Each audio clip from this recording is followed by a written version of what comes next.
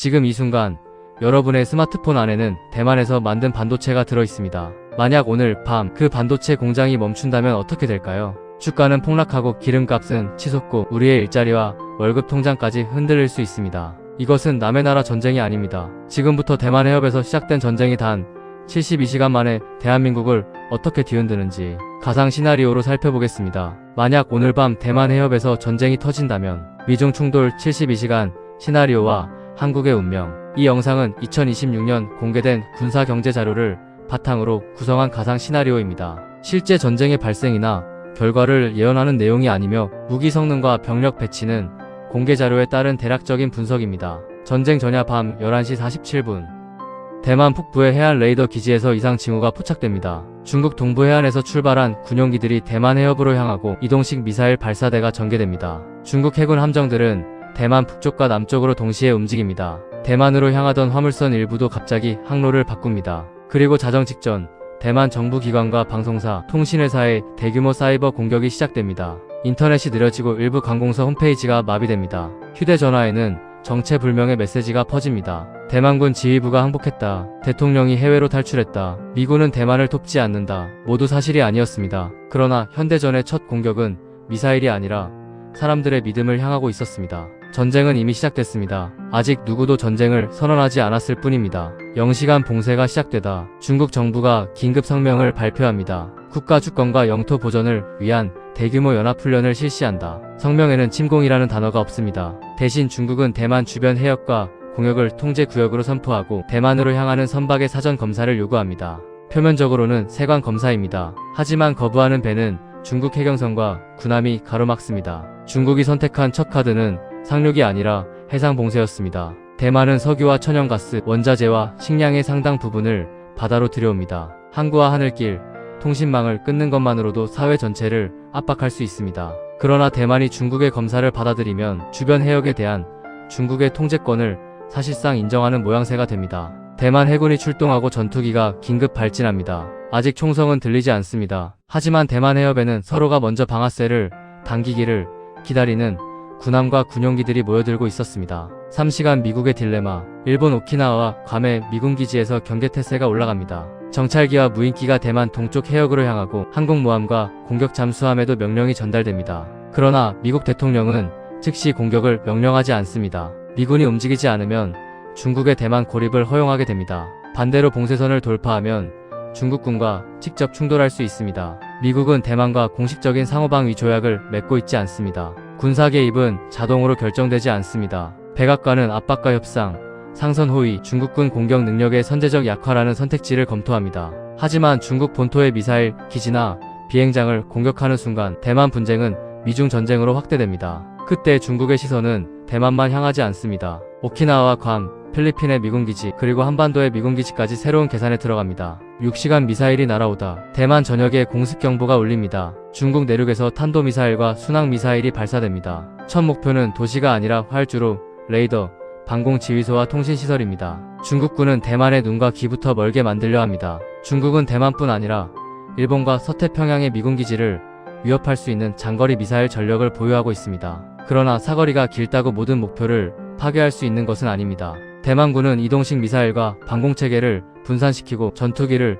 지하 경납고와 여러 기지에 나눠 배치합니다. 대한미사일과 무인기, 기뢰부대도 상륙에 대비합니다. 중국군의 가장 큰 문제는 대만에 들어가는 것이 아니라 들어간 병력의 연료와 탄약을 계속 공급하는 것입니다. 대만 해협은 가장 좁은 곳도 약 130km입니다. 상륙부대는 바다 위에서 노출되고 항구를 확보하지 못하면 대규모 보급이 어렵습니다. 중국은 곧바로 상륙하지 않습니다. 먼저 방공망을 흔들고 항구를 고립시키며 미국의 결정을 지켜봅니다. 전쟁 첫날의 목표는 영토가 아니라 상대의 결심이었습니다. 12시간 서울이 흔들리다 서울 금융시장이 개장하자 주가가 급락하고 원화 가치가 흔들립니다. 항공기는 항로를 우회하고 해운회사들은 운항을 중단합니다. 국제유가와 해상보험료도 뛰기 시작합니다. 대만 해협에서 포탄이 떨어졌지만 충격은 서울의 주식시장과 주유소, 반도체 공장으로 동시에 밀려옵니다. 한국은 원유와 천연가스 대부분을 해외에서 들여옵니다. 대만 해협이 직접 막히지 않더라도 남중국해와 동중국해의 긴장이 높아지면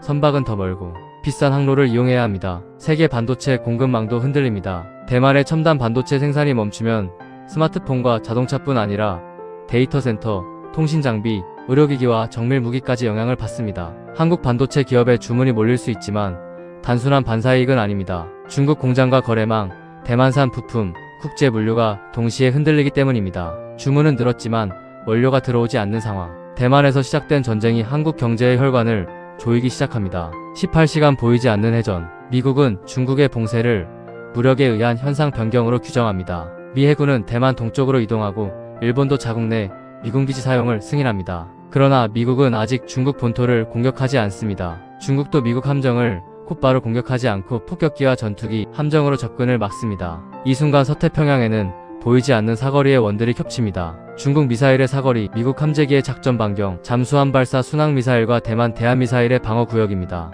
현대 해전의 핵심은 함정 숫자만이 아닙니다. 누가 상대를 먼저 발견하고 정확한 좌표를 확보해 공격부대에 전달하느냐가 중요합니다. 중국은 위성과 통신망을 교란하려 하고 미국은 중국의 탐지망을 무력화하려 합니다. 눈에 보이는 함정 뒤에서 보이지 않는 전쟁이 시작됩니다. 24시간 공포가 무기가 되다 전쟁이 시작된 지 하루, 대만의 주요 항구가 멈추고 민간 항공편도 끊깁니다. 일부 지역에서는 정전이 발생하고 사람들이 생필품을 사기 위해 몰려듭니다. 인터넷에는 대만군이 투항했다는 영상, 중국 함정이 격침됐다는 영상, 미국 항공모함이 공격받았다는 속보가 쏟아집니다. 그러나 상당수는 과거 영상이거나 인공지능으로 만든 가짜입니다. 정부 발표보다 소문이 빨랐고 소문보다 공포가 더 빨랐습니다. 미사일은 한 번에 하나의 목표를 파괴하지만 허위 정보는 수백만 명의 판단을 동시에 흔듭니다. 30시간 한국에 도착한 청구서. 한국 대통령실에서 긴급 국가안전보장회의가 열립니다. 미국은 정찰정보 공유, 미군 항공기와 함정에 대한 군수 지원, 주한미군 기지 일부의 활용과 후방 수송 지원을 요청합니다. 한미상호방 위조약이 있다고 대만 전쟁에 한국군이 자동 참전하는 것은 아닙니다. 직접 파병과 전투 참여에는 별도의 정치적 법적 판단이 필요합니다. 그러나 한국 내 미군 기지의 활용 문제는 복잡합니다. 한국이 미국 작전을 지원하면 중국은 한국을 미군의 작전 거점으로 판단할 수 있습니다. 모든 지원을 거부하면 한미동맹의 신뢰가 흔들릴 수 있습니다. 한국이 마주한 질문은 단순히 미국이냐 중국이냐가 아닙니다. 어떤 지원을 허용할 것인가, 어디까지가 방어이며 어디서부터 전쟁 참여인가, 그 경계선을 결정해야 합니다. 36시간 북한이 움직이다. 그때 한반도 북쪽에서 또 다른 경보가 울립니다. 북한이 동해상으로 탄도미사일을 발사하고 서해 북방한계선 인근에서 포병훈련을 시작합니다. 당장 전면전을 시작했다는 뜻은 아닙니다. 미국의 정찰 자산이 대만으로 이동했는지 한국군의 경계가 분산됐는지 시험하려는 행동일 수 있습니다.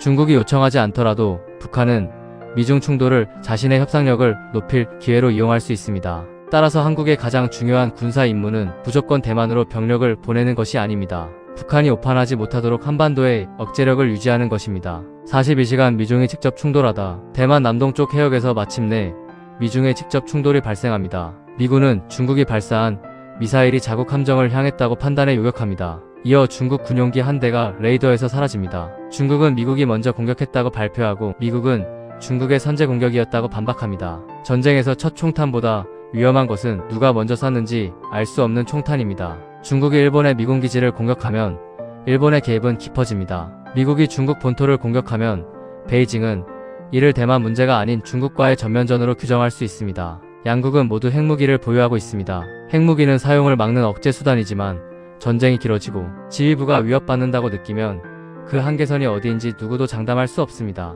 48시간 경제전쟁. 미국과 동맹국들은 중국 금융기관과 군수기업에 대한 제재를 발표합니다. 중국은 희토류와 핵심 원자재의 수출 통제로 대응합니다. 한국 기업들은 선택을 요구받습니다. 중국 공장을 계속 가동할 것인가, 미국의 수출 통제에 어디까지 동참할 것인가, 현지 직원과 자산을 어떻게 보호할 것인가, 반도체와 배터리, 자동차, 조선, 석유화학까지 한국의 주력 산업은 미국 기술과 중국 시장 사이에 연결돼 있습니다. 한국의 미사일이 떨어지지 않더라도 한국은 이미 전쟁의 경제적 충격 안에 들어와 있습니다. 54시간 상륙함이 움직이다. 중국군 상륙함 일부가 대만 해협으로 향합니다. 실제 상륙인지 미국과 대만군을 끌어내려는 기만인지 즉시 판단하기 어렵습니다. 중국은 거대한 해군을 보유하고 있지만 함정의 숫자가 상륙 성공을 보장하지는 않습니다. 대규모 상륙에는 병력 수송뿐 아니라 항공 지원과 소해, 항구 확보, 끊임없는 보급이 필요합니다. 대만은 중국군 전체를 파괴할 필요가 없습니다. 수송과 보급을 늦춰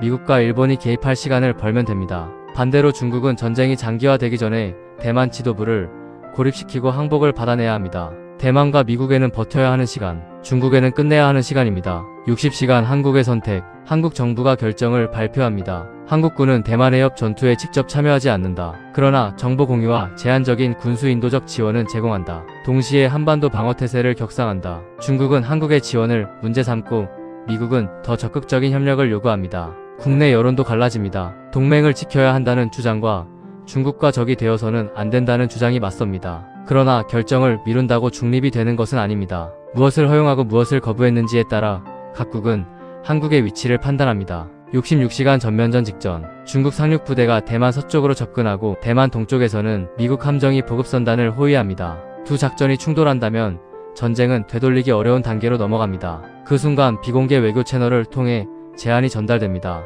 중국은 상륙을 24시간 보류하고 미국은 중국 본토에 대한 공격을 중단한다. 일부 민간 선박에는 국제감시단의 검사를 허용한다. 평화협정도 완전한 휴전도 아닙니다. 양측이 패배를 인정하지 않으면서 전면전만 피하기 위한 좁은 출구입니다. 전쟁에는 싸울 용기뿐 아니라 멈출 명분도 필요합니다. 72시간 승자 없는 멈춤. 중국 상륙함의 속도가 느려지고 미국 함정도 봉쇄선 직전에서 멈춥니다. 대규모 미사일 공격도 잠시 중단됩니다. 전쟁이 끝난 것은 아닙니다. 중국의 봉쇄도 풀리지 않았고 미군도 철수하지 않았습니다. 그러나 최악의 단계로 넘어가기 직전 양측은 방아쇠에서 손가락을 뗍니다. 72시간 동안 승자는 없었습니다. 중국은 대만을 굴복시키지 못했고 미국도 봉쇄를 완전히 해제하지 못했습니다. 대만은 살아남았지만 경제와 기반시설에 큰 피해를 입었습니다. 한국은 직접 참전하지 않았지만 경제와 외교, 안보에서 이미 전쟁의 충격을 받았습니다. 결론, 여기서 우리는 무엇을 봐야 하는가? 대만 해협 전쟁에서 어느 나라가